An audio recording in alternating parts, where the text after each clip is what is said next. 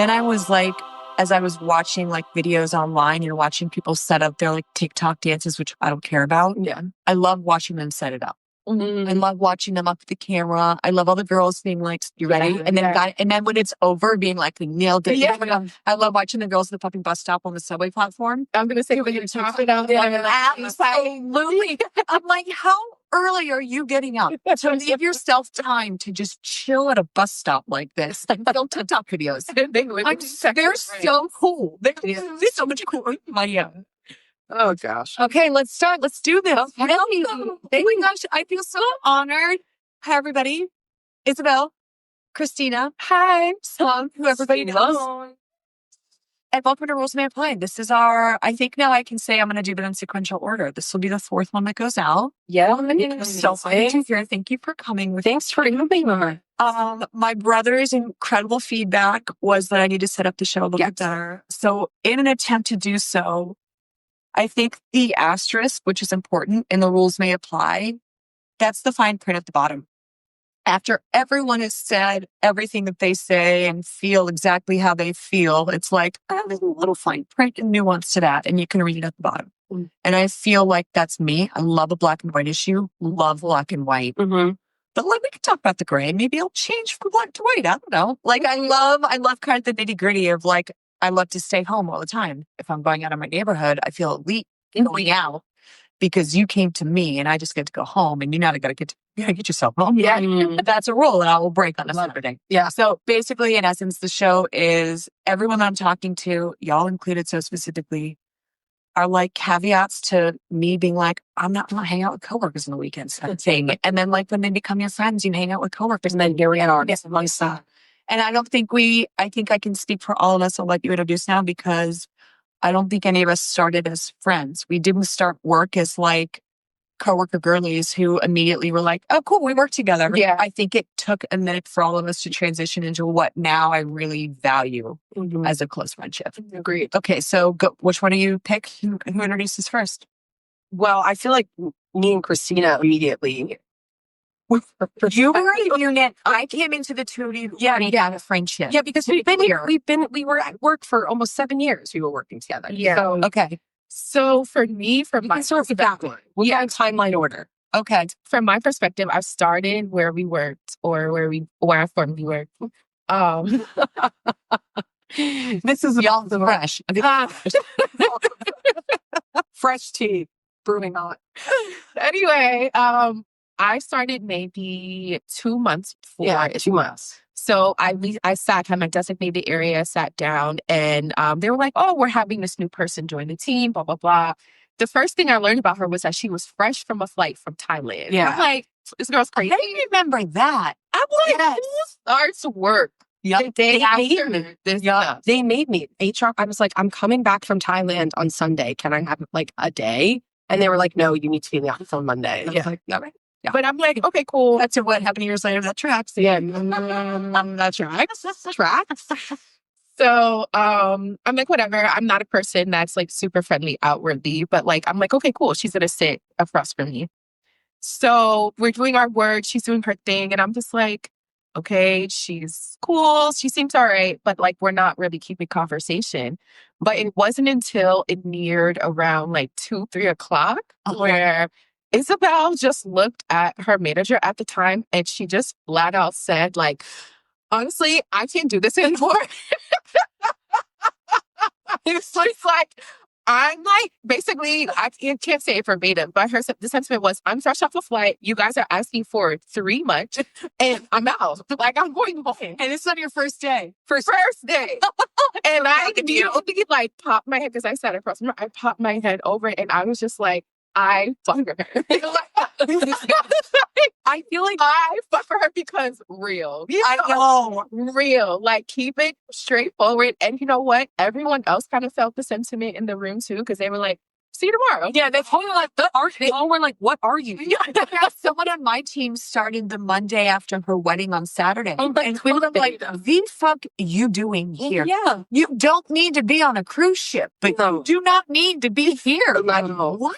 It's like these other HR rules, but the managers, everybody else is like, yeah, I don't give a fuck. Yeah. Yeah. And I just love that because I was just like, I love people who are, and you're the same way. Like, I love people who are themselves. Yeah. Like, straight up, no peeling back. Mind you, I'm the person you have to peel back, but I love people who are like, but you are yourself, and that's why you have to peel you back. Yeah. Yeah. And yes, that story tracks so beautifully because that's how you and I started off. Is you showing up on the scene, not giving me a piece of your mind, but very clearly stating exactly how you felt about something. And I was so taken aback. Yeah.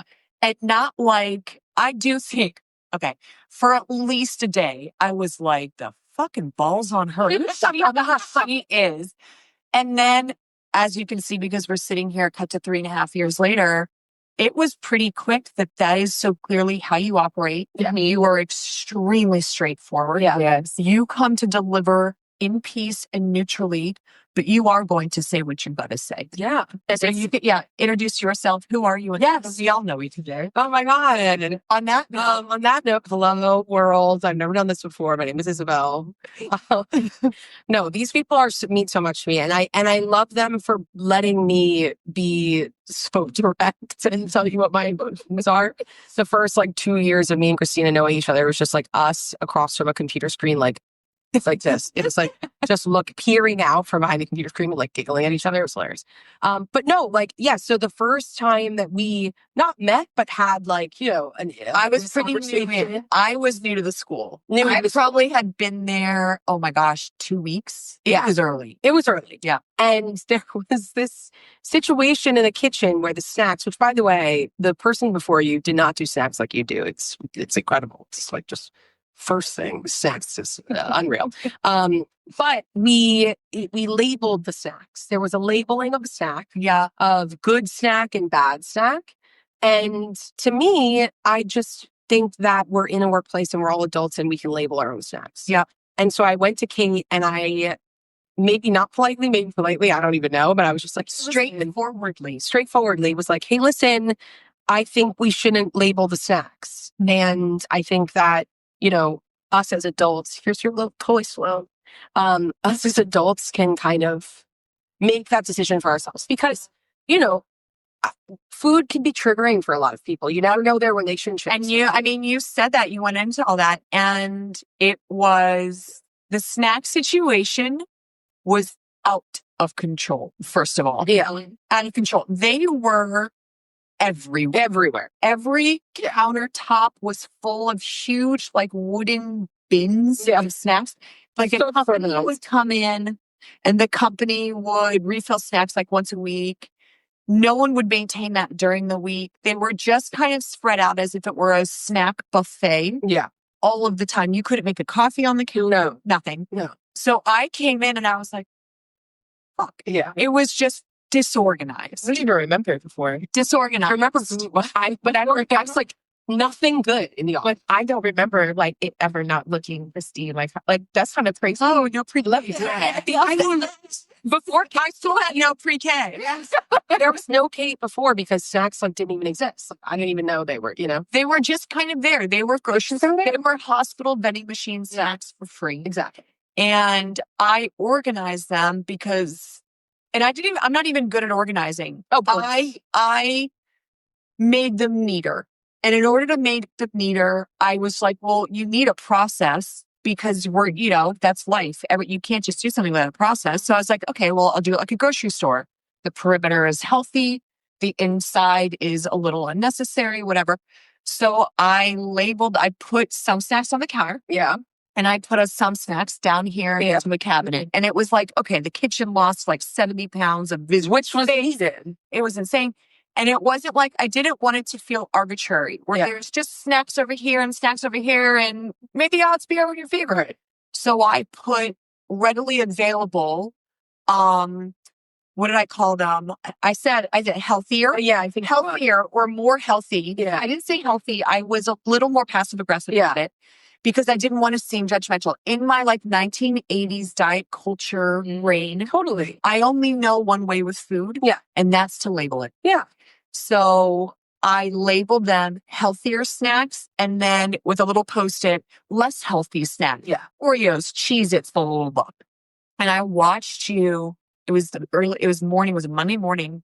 I had thought about it. And I watched you. I know you had on your white t-shirt and khaki pants. Oh my God. And I watched you walk into the women's bathroom. And once it was over, the hindsight was like you were in there being like, okay, I'm going to talk to her right now. I'm going to do it. Yeah. And I watched you come out of the bathroom and come immediately up to me. And I knew immediately we were about to have a talk. Yeah. But I didn't know you. Yeah. And I didn't know what you were about to talk about. And you just laid out your opening statement. You laid out your case. And I didn't know what to say. I'd never had someone confront me about something that isn't a conflict. Mm-hmm.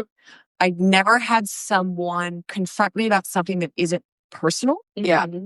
And everything you were saying was, yes. Yeah. Yeah. Yes. But like I said, my brain isn't wired that way, just in pattern. I mean, you have to break your cycle. Yeah. My cycle was so truly, because I'm thinking about it, my cycle was broken that day because I was like, again, I spent a day thinking about the balls on this chick. And I was like, balls on this chick. Yeah. Like it was just so admirable because I'm formidable. Yeah. You don't just roll up to me and tell me how you feel. Yeah. Not when you're 3 generations removed and like everything else was about it. Yes. Yeah. Everything about it was so new. Mm-hmm. And it was a single interaction. Yeah. And then that was the beginning of the end. Like at that point, it was like, okay, well, I get to be straightforward and direct and she'll be okay with it. And I think very immediately we were placed on LLS art share together. Yes. And from there, it was like, oh my gosh, this work style is beautiful. So This is straightforward, direct. We're getting that done. Yeah. And we are like accountable for what we do. Like there was so much accountability in the conversation you were having with me that I felt like, oh shit, it's kind of my duty. I've been in the other job that I had for so long. It almost felt like I was back into dating. And I was like, oh, so this is how we do it now. Yeah. Okay, cool. Well, one thing I will say too is like, appreciate that you came, like I clearly was comfortable enough to tell you this. Yeah. Like you came in with an energy that was like, I am here for this group. I am like, let me know what's going on. Like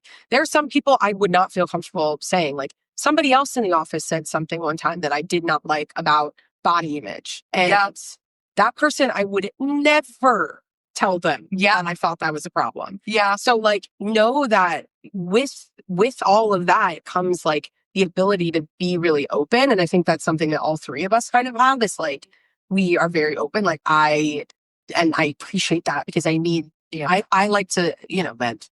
And also I think a rule that applies between me and Isabel is, like we get together and we discuss if we like people or not. Yeah. What's the scale? How do you feel? Well, you know what happens is Kristina always like, she is actually a really bad judge of character because she like will go in and be like, I'm obsessed with this person. Obsessed. It's so into it. And then like 3 weeks later, she's like, I fucking hate it. She's like, I can't be like, why did you go in so detailed? Yeah. You have like your heart is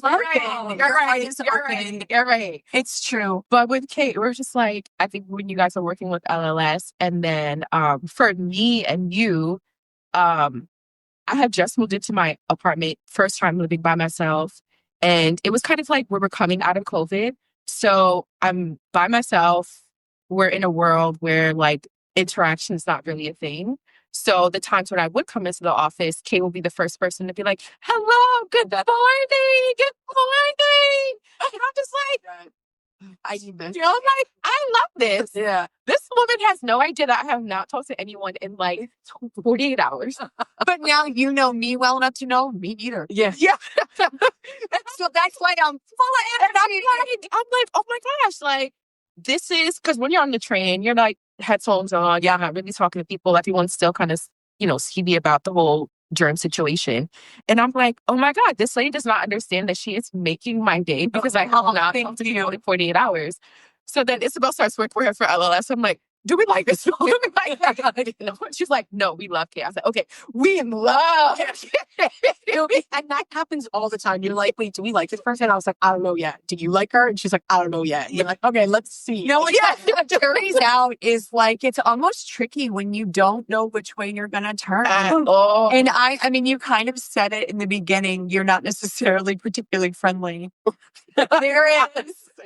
There is a complete class of human beings that are like really close to me in my life. I think because they're not particularly friendly, like doesn't matter I don't need you to be friendly. I need you to be nice. Yeah. And I think there are a whole class of people who are perfectly nice and not particularly friendly. And I don't care about that. Like in my job, I can't care how people are to me. Yeah. It can't be personal because I also know if they really are giving me a chance personally, they'll like me. Yeah. That's my goal. Yeah. My goal is to actively, like, I don't know if there's a pathology title for it. I do want to be liked and not in a people pleasing way. Okay. Come back over here and sub. Okay. Incoming. I do want to be liked and not as a people pleaser. I want to be liked because I'm doing right by people. Yeah. I'm trying. And even though I don't have the energy to do it, I'll do it because it's my job. It's not time to go home yet. Yeah. Even though I don't want to pick up that trash on the floor because how fucking dare you drop your candy wrapper? Like, I don't know. It's from this office. When I see candy wrappers like in the lobby, I'm like, you don't think everybody knows this came from us guys? It is so fucking rude. I pick up and I'm just like, I don't want to pick up your candy wrappers. That's my job. And I can't be butthurt about it. Yeah. I can't be mad about the fact that I have chosen to do something where being genuine and kind to others is the job description. Yeah. It's 98% of the job. The other 2% is reconciling expenses. I say it all the time. Right. It's showing up with a good attitude. Yeah. It's making people feel like I want you to be here. I say it all the time to people who don't work at Cargo. My sole job, the only bullet point on my job description is making sure you come back tomorrow. Yeah. That's it. All this other shit looks like everybody else's resume. Yeah. The person before me probably had the same looking resume. 100%. It's a different person. Yeah. And in order to do it where I love doing what I do. I love to serve all day. I love the crazy requests. I love to deliver. Yeah. I love to deliver on time, if not faster and above ask. Yeah. But I also love the fact that I get to put boundaries down in order to do that. I can't do that if I'm also not telling you no. And so working with coworkers who are totally okay and not butthurt about the fact that the answer is no is so refreshing. Right. Because other people are like, well, you worked for me. No. Yeah. You all work for me. I have 120 direct reports in this office. Let's flip that switch quick. Yeah. I can say no to anything you bring me. Everything I do is all above and beyond because everything on the resume, I do that at the desk. Right. That's the desk part. Right. Exactly. The walking around the office in 10,000 steps and delivering lunches, that's the me part. Yeah. And that's the like Laura from Legal came up for me and she walked up, stormed up to me. You know, Kate, I just noticed something. I can't replace you. And then she went through everything. She just went, I just saw you. And she went through what I did. Yeah. And I was like, yeah, that's what I like. That's what I try to work hard at. Yeah. My job is to not just be irreplaceable. That should be everyone's like thing. I want you to not be able to replace me and rue the day that you decided to replace me. I'll wait for that. What the fuck were you? I'm getting some of that. I'm getting some of that residual. I'm getting some of that residual. I mean, I text Kristina. Sorry, but I text Kristina. Can we discuss this? We signed. Yeah, I was gonna say you signed a contract for NDA's longer of life. That NDA is null and void. Kristina was recently made redundant. That's what they say in London. What is terrible. And it's also like laid off and fired. Well, which was it? Your bank account doesn't know the difference. Yeah. Pick your semantics. Don't go technical on me. Yes. Yeah. Fired. And everybody is coming up to me. Like, how's Kristina, including, people that, may have been part of the decision. Mhm. And I thought that was really interesting. But I mean, everybody, I think that point is that Part about it is now you get to live through, it's almost like living through your own funeral. Yeah. You're alive to hear people being like, we can't do this. This is bad. Yeah. Fuck. Yeah. That's validating in a way that you're like, It is very validating. And at one point, I was going to tell you to stop giving my number out to people, but I'm just like, people kept asking me. and I'm just like, I only gave it to like, you don't got rules. that's how you and I became friends, though. That's the bridge between you and me. Yeah. right. If you The bridge. I know you and I went from coworkers, and I was afraid of you, I'll be honest, because I just didn't know if you liked me. Going back to that, I wasn't sure. And I also like, That is a common feeling. yeah. And I don't want to Absolutely. assume, I just want to make sure that consistently you will realize there's nothing you're missing. Mhm. That's kind of my goal in general is you're not going to find something out. I'm not going to like all of a sudden lose it. I'm not going to all of a sudden just be in a shitty mood. I'm not going to all of a sudden just not do what I just don't. Consistency is so important to me. And for whatever reason, I wanted to text you. Mm-hmm. So I went to another mutual friend, Amalia Hibbek, and I was like, do you have Christina's number? I'd love to text her. And she was like, I will text her for you. And asked permission to give out her number. And I was like, oh. So once you gave permission, it was like the Wizard of Oz. It was like, you can come in now. I was so honored that I kind of had made that cut because I know like whether or not you're sure doesn't matter. You're discerning. Yeah. And you're sure about the fact that you're not gonna, or you're sure about the fact that you are. Yeah. I wanted to make sure I was on the right side of that ball. Yeah. And you 100% were. That's all. But when Isabel, I know you had good intentions. You know, So that's why I didn't say any. Wasn't. I mean, this is more imagine, but I can also imagine in this situation, people are reaching out for support and what the fuck text. Exactly. No, that's why I'm just bitch.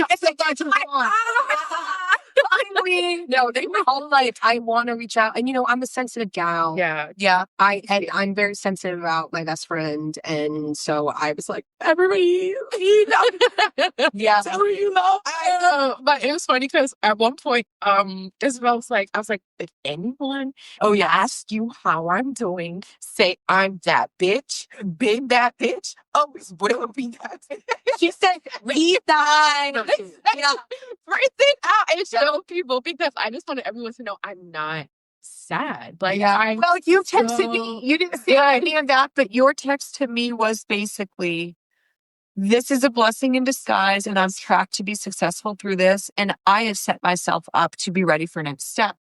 Straight, in a nutshell.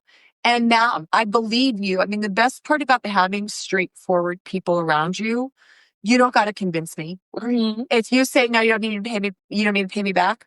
Cool. I won't. You are an adult. You made that decision. You don't lie to me. So I'm going to assume you need it. If you say, no, I'm good, I will assume I'm here to talk if you aren't. And I'm asking because I'm down. Yeah. And if you're good, I'm not thinking to myself, Yeah. I assume you're legit good, or you would know. Yeah. We know what's on each other's mind. Yeah. All of us. I know. But I also think that's like, Which I like. Yeah. I like it. that's a circle Or it's an attraction in general. Yeah. I don't have too many opposites in my life. I have exactly one actual opposite in my life. And we couldn't be more on the same page, but we couldn't be more different. I don't have friends that I'm like that with. And you two as coworkers, because I talked with another one of my really close coworker friends, there's a distinction between coworkers and coworker friends. And just because we're cool in the office, we don't got to chill on the weekend. I don't need to go to your house. I don't want to meet your friends. With all due respect, we don't need to grab a drink. Yeah. Yeah. I love that you and I chat when I drop your lunch. And I love when I see you in the kitchen and we catch up about your weekend. Yeah. That's it. Yeah. There are only so many friends where I'm like, come into my personal home and film the podcast. Yes. Yeah. And because I know, and everyone's like, well, what did we talk about? Being a human and knowing that we're on the same page about this thing. Cat fight. Knowing that we're on the same page about this thing, but this thing is all of it. Yeah. In general, human relationships, how we relate. We're not We are not here to dwell. We're going to move the fuck on. Efficiency, I got to go. I got to pick it back up. I got things to do. I got to go to a job. Yeah. Let's go. I'm not here to be sad. I'm here to move forward. And I love my time working at this place. I loved it. It was so We're not non-NDA yet. Not until like the asterisk, if the helicopter landing. Yeah, that's what I could So say. we just have to put that shit in a I loved it. But also, like, to your point, like, love the people that like I was able to be myself with. Yeah. Like, okay, we know that we're here to just work. Right. And that's it. And we're like, oh wait, can I be cool with her? Like, okay, yeah, we can. Like, Because I also, that's a really good point. Someone who's just here to just work. My job is so personal to me that the business of our company doesn't matter. It never has. Now, in my entire career path, have I had to worry about what the company does? Yeah. Because my job is what the people do and what they need. So I'm able to separate. I'm not here in the best interest of this LLC and this company. I, like, with all due respect, do not care. Yeah. I'm very thankful for my paycheck. A company that will pay me to do what I do and then pay what I expense monthly. Yeah. That's a special place. Yeah. Not everybody's P&L is paying that six-figure. Totally. Just my monthly expenses alone are six figures. Forget what you pay me. Yeah. So to be at a place at Cargo that really, humans aside, I get to go there and do what I do. I can separate the business of it because, for better or for worse, I do my job. I do me there. I am at 100%. Aside from the dress code, I would dress lighter. Otherwise, I am at my 100% every single day in that office, all 5 days a week. And they let me do it. It's almost like that's why I love both of you. No one else, I think, would dare say no and shut me down. Yeah. I think you two would be like, girl, we got to stop that. And you have. And I did. I was like, oh, anyone who will approach me and say no to me, you and I will have a conversation. I'll listen to you. Because that person thought about it and would decide to take me on, for lack of a better term. Even though I'm perfectly fine and approachable, you have to figure that out first. Yeah, you totally do. And I think that all of us are similar. We are very approachable. You got to decide to approach first. You got to make that call. Yeah. Like, am I getting off the train now or am I going to wait out this stall? You have to decide if you decided on that Monday morning to walk out the bathroom and be like, I'm going to talk to her. Yeah. And I just commend it so much. And I think as a woman, that to me is like the ultimate feminism, is just doing who you are. Yeah. Forget the rest of the fucking female race. With all due respect, I got to worry about me as a woman and what I want. I'm here to fight and march for me. Yeah. And there's a lot of me that's in the service of. And I think that also caring about being a good human being. Yeah. Which is hard to be in the service of. Like, I feel like my job even is like in the service of, because it's more salesy, and I fucking hate Clients are brutal. I'm saying this the other day. I was like, I hate working with mean people. Yeah. And I just, like, we're all doing the same thing. We're all trying. When you say it's like, do you mean like the way that you respond and the way the person responds, or the way that they treat, the way that I can clearly see if they're like thinking that I'm below them. Yeah. And it's like, we're all doing the same thing. We're slinging it. Slanging. Yeah. Yep. It's like, it's not that serious. No. Well, we now say in our crew, it's media, not medicine. It's everyone, you have a grip. Yeah. And it's, you know, some people have told me like, oh, you need to like have thicker skin. Like, no, I'm a sensitive person. Like, I want thicker skin. It's not acceptable. Yeah. Thicker skin. Yes. Sure. Should we all have thicker skin? Great. But as a New Yorker, it's thicker than most skin out there. Right. And the way that you spoke to me is just not okay. That isn't, you need to buck up. No. You need to put your foot down. You don't get to speak to me in this way. You don't get to treat me in this way. And I do think, clients are really hard. Because you also have to have professionalism and grace about you that I don't need to have. Yeah. You know, so while I have 120 clients every single day, I can literally say, no. Right. Like, I literally, like, you seem to have missed the trash can. I'll stand here while you put your trash back in there. Right. Just to make sure you got it. I can say that to someone. Yeah. You can't be like, you seem to have forgot to address me with respect. Yeah. So I'll just seem to write back. You seem to have spelled my name wrong. Yes. Look at Yes. this. Absolutely. 100%. Yeah. So I don't know. I don't envy you in that role. Clients, if I wanted more money and more autonomy and like a mansion, I'd be doing design or something where I had clients. I don't want clients. Clients are mean. I know. Clients decide they need you and then tell you how to do it from here on out. And that's like, no. And to be fair, there are a lot of them that have been amazing. Like I will say I've created like such great relationships with a lot of them. That's been fun. And that's something I really But that's the strongest part that's great. Yeah. You do that when you're in a service role, you have that opportunity. You have the opportunity to create these relationships, like for you saying, like you create your work, you have work coworkers and then you have coworkers, right? Or coworker friends and then coworkers. Like I have clients and then I have like client friends where I'm like, I actually really respect you. Yeah. And like, I respect your opinion and it's been a joy getting to know you and to work with you. Absolutely. And so it's like, you know, it levels off for them. So it's like, I don't know what will I do with my life, but there's good in that. I agree with that. Like I get swooped up into vendor relationships. Our swag vendor who's been with us for 1 billion years. She and I do Hillstone dates like twice a year. I really love her. And I love the fact that until recently, I'd never met her. Yeah. But over email, she took every punch we threw at her. Yeah. Every deadline, every no, every I want it for free, every redo it, and the person who can be on the other side of our company when we are in an event or marketing mindset of any kind. Yeah. Props to you. And if you can handle it and still be nice and gracious to me and also say, you're our favorite client. I love working with you because you just get it done.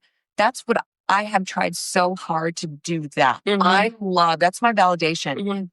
My boss will quite literally never tell me I've done an excellent job. You don't have a boss. I know. You're right. Thank you. There you go. My supervisor, my manager. You can damn well say, I know. And if my manager has said, you are your own boss. And I'm like, LOL, irony. No, my manager will never, ever, ever say that was absolutely excellent. You killed it. Yeah. In fact, very recently, I found out that my manager was BCC'd on an email that I was BCC'd on that went from a very high-ranking, highly influential client directly to our CEO. And the entire email was 3 sentences. And it was, the culture of your office is unbelievable. We've been in many offices over the course of our career in our company. Yours is hands down the most welcoming and the best, blah, blah, blah. So our CEO BCC'd me and my supervisor. I did not know that my supervisor received it until I brought it up about a month later in a meeting. And she was like, oh yeah, I got that. And I was like, were you going to tell me? At any point that a high-ranking individual sent the founder of the company accolades exclusively about one person on your team and you did not tell me? Yeah. That is like, I don't need that validation because every day I have the Jen Churchills of the world stopping me cold and saying, we couldn't do it without you. Oh, you are incredible. The Jen Churchill. I get on it so much to me because she's seen some shit. Yes. And so no matter what, between that and the newest intern who's never had a job ever and now thinks that there's a me at the next office to go to and that your stacks are going to look like this. Nothing looks like this. No. I don't remember how it was before. No. And I also don't know how to do another job. And so that locks me in, the golden handcuffs. I'm locked in. Yeah. Because right now we're not in a return to office luxury funds economy. Yeah. And so you take the good with the bad, and being upset about the personalities, I don't have time for that. I'm here to just like weed through and know that like I have a burn list. Are you kidding? That's why I've got a podcast. Yeah. No problem. Fuck with me. Yeah. Cool. I'm over here. Burn list. So wait, for your clients that are kind of like mean, do you want them to be nice or are you okay with them being mean? No, of course not. I need them to be nice. I'm not. Are you okay knowing that are you okay knowing they're mean to everybody? It's not. No, I am a sensitive person. I want everybody to like me. I do not like when people are mean. I'm sorry. And when you respond to their emails where they've been unkind. No, I make Jen Churchill do it. So what is take out her name. We cannot. Not anything. She's the best person ever. I make other people, I confide in other people. I ask for their assistance and help in responding to things like that. But you're so good at very straightforwardly responding. And It affects me more than I wish it would. so you can let it, but then if you turn that into, because I'm a lot like that. I'm a middle child. Yeah. Everything hurts my feelings. Me too. because I'm middle child. Everything hurts my feelings because I can't believe I'm watching everything. And why would you say that? And I am deeply affected by people's delivery and their word choice. So literally someone the other day called me a masochist. Yes, but there's a phenomenal amount of control in that because my goal is to utterly bludgeon you with a kindness that will break you. Yeah. And you will realize your way, your terseness, I don't care. Yeah. And I'm going to smother you with a kindness that you can't help. The hi, good mornings you mentioned earlier, very high ranking official at my last job that was like, we get it, right to my face. And then months later was like, I'll be honest with you, you were so annoying, my first, because every morning, hi, good morning. And I was like, yes, it may annoy you, but eventually you realize the rest of your day is now downhill, bitch. Right. Yeah. My hi, good morning, it's Happy Wednesday So helpful. is the most genuine. It's the vibe. I mean it. I'm not saying it to you because I'm a flight attendant. And, I genuinely, when you come off the elevator, I'm going to make sure you know I see you. If you're going up to 5, you're like, oh, I see you. It is so important to me to make sure people feel seen because, again, as a middle child, that wasn't necessarily how we came up. Yeah. And so when people are unkind to me, especially in an email, I will murder you with kindness because eventually you'll know that I'm the email in your day where you're also like, oh, this bitch. Because I won't just murder you with kindness. I'll be like, happy Friday already. Or like my episode. Right. It's not, it truly isn't saccharine. It's relatability. Right. Where I am just trying to get through the day too. Yeah, I know. And my word choice will let you know I'm in this with you, Right. but we're not mad. We can't be mad about it. We will just be like, I could name 5 coworkers we have right now where all day long we're like, they're just mad about it all the time. We can't be those. Can't be mad. We can't get that. And that's why it annoys me. Because I'm like, why are you so mad? Like, stop being mad. But that's the doing thing. what we're doing. And I'm the oldest child. I don't know if birth order plays. You're so place. Wait a minute. So this is the whole thing. Are you you're not an only daughter? No. I'm a Middle child, only girls, Yeah. and oldest children. We are the same child. Oh, wow. Only girls are almost only linked with oldest. Because she's not an only girl. No, but you're the oldest, which makes me in charge. Those only two of us. Yes, but that's the prince. She's the coworker. That's the prince. I'm Italian. We are all in homes that come from less white roots. Yeah. Which means the boy is born and he is the prince. And then the daughter is born and she works here. No, I'm pretty white. What do you mean? Well, you're Jewish. Yeah. Yeah, but Jewish is white. Yeah. Not considered. I know. I'm sorry. I'm Glenn Christie from suburban South. Oh, I'm so white. No. No, you have an ethnicity and a faith and a ceremony and a roots that you live on and celebrate. I also feel like, and it's not Southern Baptist. For me, the thing that separates it is you go to a Jewish person's house, you go to an Italian person's house, you go to a person of color house. I'm Puerto Rican and Haitian, West Indian 100%. What is the one thing that they're going to smother you with? Food and love. And 100%. You go to that.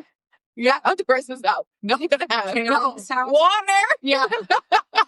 Anybody in your mansion is water? My girl, there's a chance. Where's the tip? I smell nothing.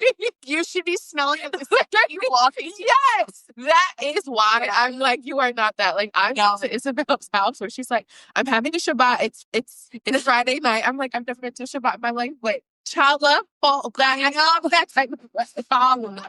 Yeah, it is. And I can't know there's going to be some bomb. I know. In my defense, there is no food served here today, but we decided sipping is better. Yes. No, And we are going out afterwards. And food was on the agenda. It was addressed early on. It was and I'm already, I think we're all planning what we do next based on what we do at 6 p.m. tonight. Yeah. So we are rooted in a culture. Yeah. That is an American culture. Yeah. The culture is like, I don't care what restaurant you think is good. My mother's food is so much better than your Don Angie rolled lasagna. Well, you want to hear the tea about Thanksgiving? And if my family sees this, I'm sorry, but I'm pretty mad about it. This airs after Thanksgiving also. Great. Yep. We're doing catering for Thanksgiving. It's chic though. No. No. Because for Thanksgiving, I always cook. Yeah. Oh, and as the person who always has to do the event, I'm like, a caterer? What? You're like, yeah, you love me. No, it's like, I'm here for the housekeeper and the catering. I just sorry expected. No, I want to cook everything because what happens in my household for Thanksgiving over the probably the past like 5 to 7 years or whatever is I've cooked everything and I've like bossed around the kitchen and I make you chop vegetables, I make you cut onions, and then like I don't clean up either because I know cooks don't clean. So I set the table, make it cute because that's what I like to do. I'm into that. It's a mood. It's a mood board, and then I cook everything, and then I say bye, and I love it, and I understand. I understand that one, but like I also understand like people who go out and do the prefix at the restaurant. It's not what I would like to do, but at the same time, I'd love to go out to eat and like, okay, cool, let's do it. I don't need that everybody's showing up and bringing the office potluck. That was amazing. I amazing. don't need that in my, thank you very much. That was But amazing. I don't need that in my life. The things that I do at work couldn't be more different from my personal life because everyone gets an idea. You know what would be great? Oh my God. And then I wait for it. Wait. I know. What? I definitely said an idea. And it's not I have to do it. Except when again, You guys do it. When we say, "Oh, I have a great idea," Kate feels comfortable being like, we're not doing that." Or I feel comfortable knowing we've worked together and you pull your weight. Right. Yeah, like 100%. Yeah. There's so much. I would never, if you came up to me with an idea, you guys are it already. And I'm just here to make sure. Like the chief boards at Thanksgiving. Yeah. The chief boards at Thanksgiving, I'm like, I need to bounce off Kate. And she had everything ready for me. And I just did it because she knew I could execute, but I actually needed a little bit of like support in that. Yes. Low key was the first cheese board I made. And then exactly. And that's okay. You did great. She did great. She did forget an olive, and maybe she was the olive. No. It was like, sorry, there weren't enough olives for but it was a matter of me being like, let's do rosemary. Let's do a little rosemary. Go ahead. I needed it. So I really I do absolutely understand that. But then there were also people who came to potluck, which started at 3:15.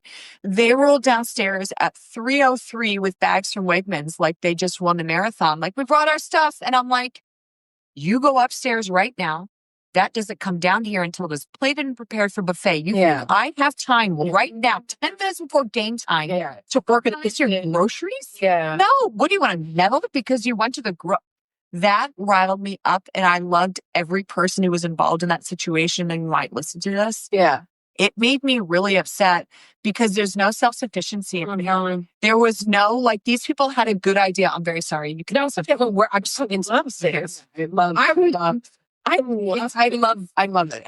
Sloan is now trying to keep her off of your laps because that's where she belongs. We're now in Wait, I'm sure that's yeah. And she was like, okay, ladies, I'm back. She's not coming back around here. She's my new best friend. She's such a little intense. I love her. I love it. But no, the idea thing really, it's why I don't have decorations in my home for holidays. I mean, borderline Jehovah's Witness. I am not here to celebrate this stuff because I have to do it at work. I have to do it. Yeah. And then I got to take it all down. Yeah. Potluck was wonderful. By 9 a.m. the next day, they had to be in their desks and I had to have all of this cleaned out. It's a long, it's a physical execution. Totally. Also, I'm noticing my phone's on silent. So everyone watching this is these are all my texts and Instagrams. And I just Instagrammed Sloan's 1 year right before. So yes, I bought my dog. I purchased my pet from a pet store. Sorry, no, sorry. 4 figures. Look how cute she is, though. Oh, perfect. I purchased the cat. Oh, Okay, so speaking of you and your cheese boards, yes. promote yourself. We've gone from your Instagram. Oh, I love this. Your Instagram handle when I first met you was It's a Cheese Board. Yes. Isabel, It's a Cheese It Board. makes sense. And Isabel made incredible gourmet, like custom, beautiful. No, I mean not cheese, but like charcuteries. Yeah, they were like cheese, they were charcuterie, they were kind of everything in it. Prosciutto with pear and burrata with Yeah. Thanksgiving, and then there was the olive and cheddar, olive and cheddar with rosemary. Yes. Now, however, you have pivoted from It's a Cheese Board to It's a Mood Board. Yes. Which is significantly more open. So go ahead and throw your handle out. Oh my God. Say what you do. Okay, so Or what you want to do. yes. So I think the background of it is that Is a Cheese Board was really my creative outlet. I'm like way more creative than I thought I ever was. My mom is an artist, shout out. So it's in my blood, of just like always creating. You know, when I grew up, we would always have like a room where she would be working. She always had her studio. Mm-hmm. So I could always go in and like play around with stuff. And I think I needed that in my later years. I love entertaining. I love glassware. I love making things cute. And so cheese boards kind of just started that way. And so I would do cheese boards a lot. I cut you off and making things cute feels patronizing to the fact that you have a really beautiful eye for design and composition. Your ability to compose a charcuterie board or a table, that's like an outfit. There is so much creativity. Cute is so attainable. You're different from that. Yeah. I appreciate that. I think also too, like art comes in so many different forms. Yeah, So you're an artist. Thank you. I'm gonna get drunk. Yeah.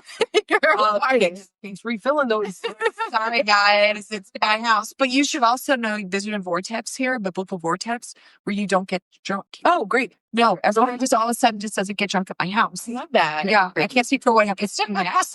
So this happens to every house guest, and they're like, I'm just fine. No, it's really like no. Water, wines, really good to know. Yeah. Yeah, no. I think that is a really great point, right? Is like you don't need to like be drawing or painting to be an artist. And I really think that like my creative. Let's use the term creative because I think artists are so precious. Yeah. About being an artist. And I also am not an artist. Yeah. I am a creative. Mm-hmm. And it's like all rhombuses are a square, but not all squares or whatever. The squares, rhombus.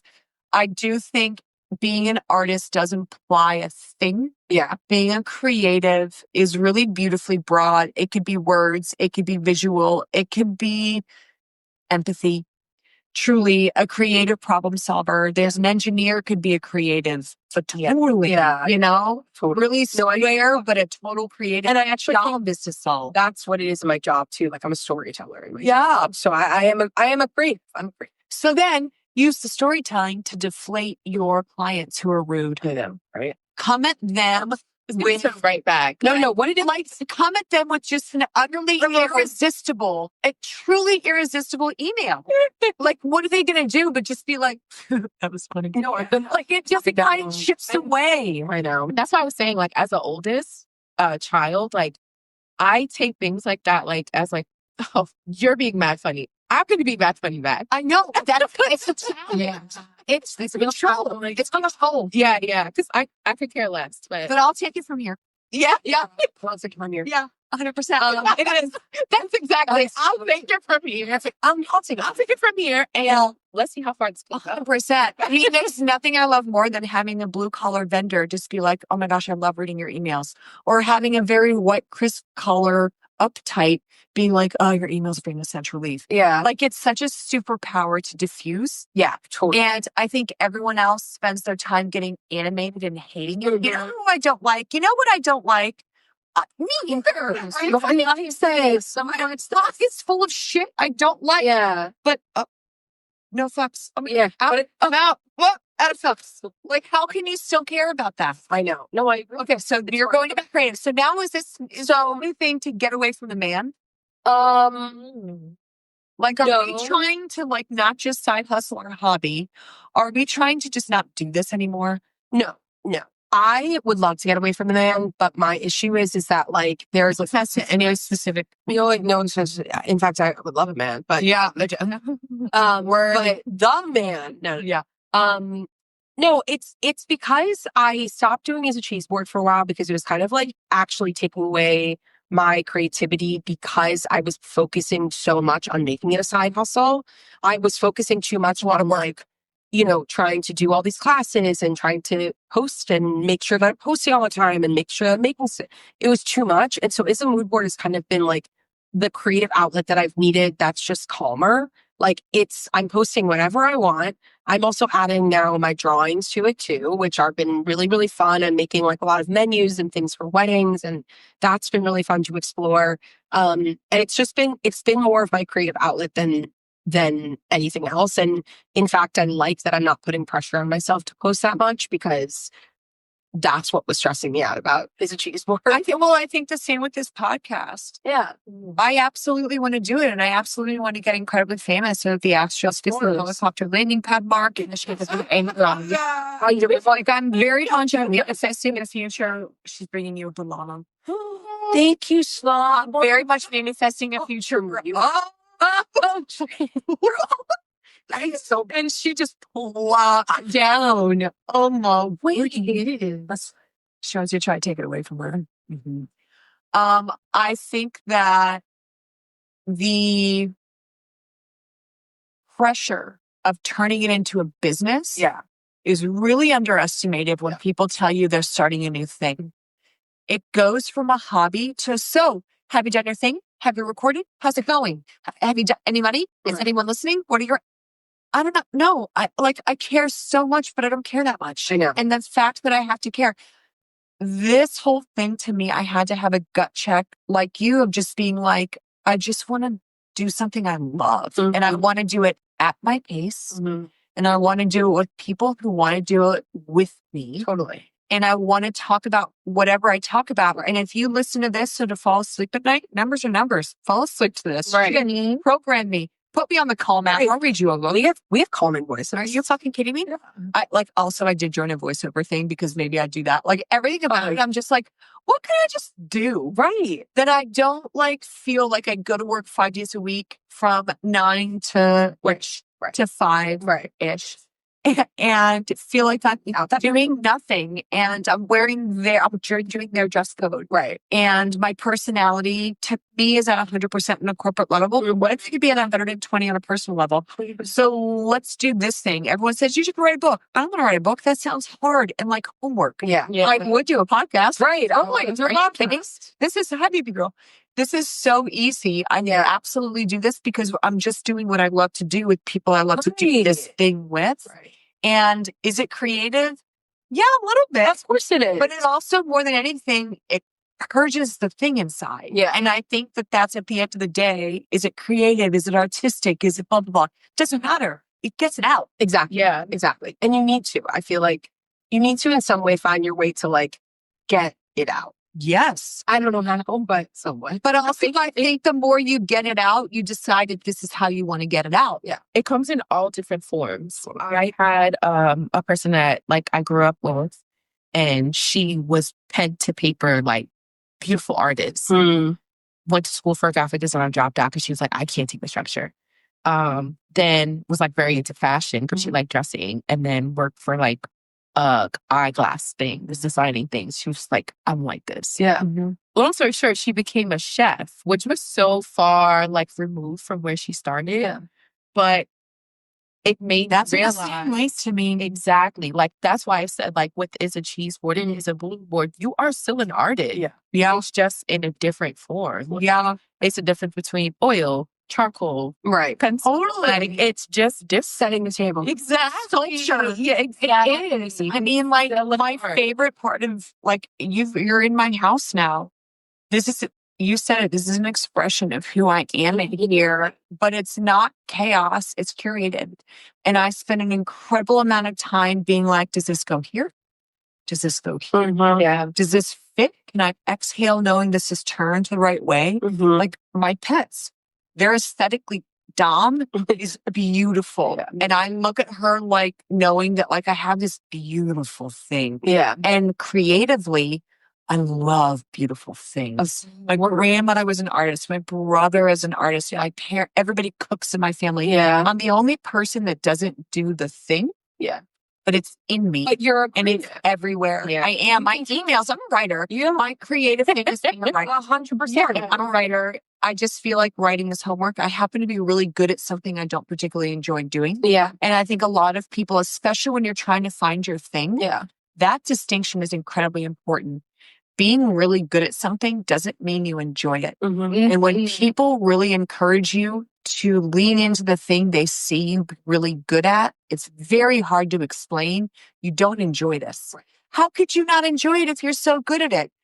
They are literally totally separate things. I'm naturally talented at this, whatever, hosting people. Last thing I want to do is have 10 people in my motherfucking home with their shoes and 8 bags and my dishes. And now I got to cook and I don't cook. I'm a bodega girl. And now what, you expect me to provide your drinks? Like there's so much to being good at it and enjoying it. Arranging flowers. I love flowers. I'm very good at arranging flowers. Arranging flowers is a lot of work. And I don't want to make my living doing that. Writing. Love writing. I want to write a book. Well, I think there's something to be said about not making a living off of the thing that makes you happy. Like that's exactly like the reason why I pivoted from his cheese board to his mood board, because I mean, not like I was making that much money on his cheese board, but I'm gonna, there was some You have hustle. Yeah. There was hustle. Like the one year I did need to say it in my taxes. Yeah. I'm just saying. To sign out, it was legal. It was legal. It was legal. I used my dad's card, whatever. Anyways, I had to report as my taxes, so you do the math. But the point is like, I think that's why I didn't find it so fun anymore, because I want to do something that is not related to working and hustling and just like just expressing myself. Yeah. And that's where is a mood board is like kind of coming from. I think, and honestly, I think that like full circle back to the job part. Yeah. Expressing myself is my number one important thing. I wouldn't be able to do it if I had to do it your way. I don't know what it is in my personality. I don't know what tests I could take. I am unbelievably resistant to someone telling me how to do it because I've thought about it. Yeah. Promise. I've thought about it. And if it ends up being the wrong way to do it, I'm not even mad. I'm like, oh shit, where did I fuck that up? Where does this need to be better? Yeah. And it's not because you're telling me, it's because leave me alone. I got this. And I have work because my job requires self-sufficiency. I'm sorry. By the time we get to the telling me how to do it, now I'm mad. That's what absolutely derails me. Is someone who thinks they know what I do, who's going to tell me now how to do it when he came to me to ask me how to do it in the first place. Right. Now I'm mad. So when I do things on the side, like this podcast, or when people come to me, I try to figure out how to monetize my little things for a long time. Part of the stress is where do you start charging people for the fact that it started as a question in a text message? Yeah. Now I'm like 3 weeks into your wedding planning and I'm charging you for this. So I really had to be like, you know what? I'd reframe it. I prefer to work pro bono. Plain and simple. I'll take your text. I'll take your email. If I don't want to answer it or I can't do it, I'll let you know. But I don't want to do this as a side hustle. I don't want to do flowers as a side hustle. If I have the time and on a Saturday and you're in a bind and it's your baby shower, oh my gosh, the honor. I'll do flowers. Right. You're not paying me for that. Right. You're not paying me to write this thing for you. Right. I don't need to be paid. Like my friend, I redid his entire apartment in the pandemic, room, by rug, by pillow.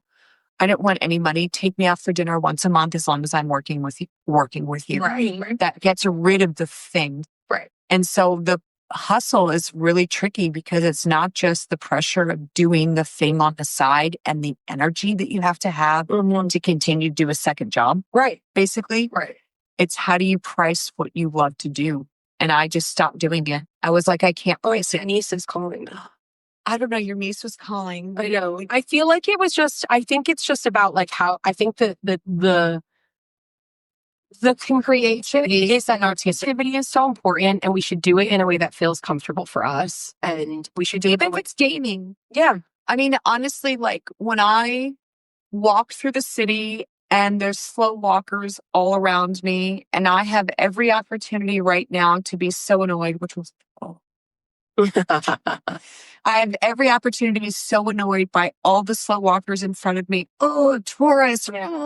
Instead, like I switch into like marine goggle mode and I'm Jason Bourne and I'm like, okay, my path is direct. I'm going to go around and I've got to take this about 15 miles an hour and we're going to dodge them or go right.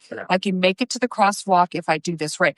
I love the strategy. I love New Yorking. I love knowing which door to stand in the subway train so that the air comes out and I stand on the platform where the door opens. So you're That to me is creativity.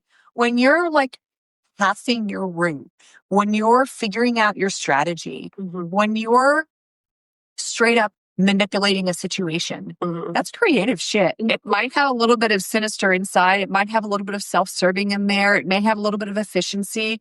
It might have some do-gooding. Either way, the way creativity comes out, lean in. And I think a lot of people are like, oh, you'll find it. And it doesn't need to be in painting or in the piano. Yeah. It shows up in conversation. It shows up in how you operate your relationship, how you problem solve. I think for me, and also like where I'm at, like in this last 2 weeks of my life, is just like trying to figure out like what's next, right? But a lot of it is coming back to like just who I am at the core. Like, what do you find? What do I like? What are you finding?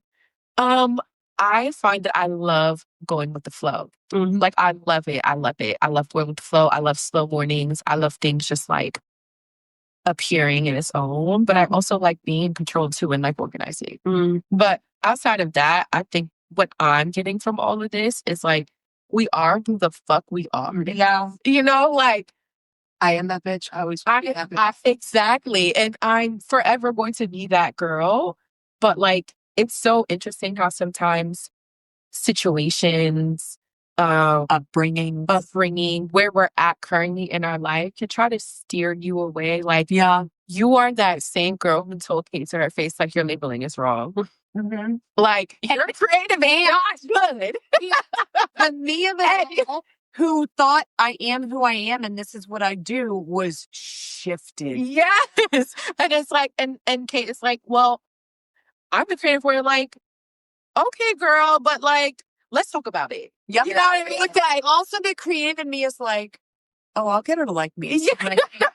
I was like, no, I meant no harm when I fucking fixed this. Oh, well, the reason why I talked to you about it is because I liked you.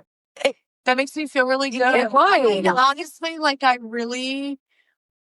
am who I am is very different than who I was coming up. And I didn't have an opportunity. We don't have enough time to talk about it. We're going to wrap, which means we'll need another installment because I bet you will be one of us back. Oh, yeah.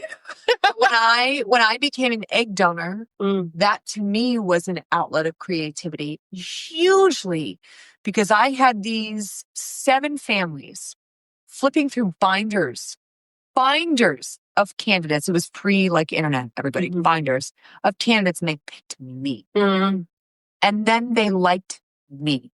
And the donation agency loved me. And the doctors loved me. And I wrote a blog for them after. And they loved how I came out of anesthesia. And they loved that I was never in a bad mood.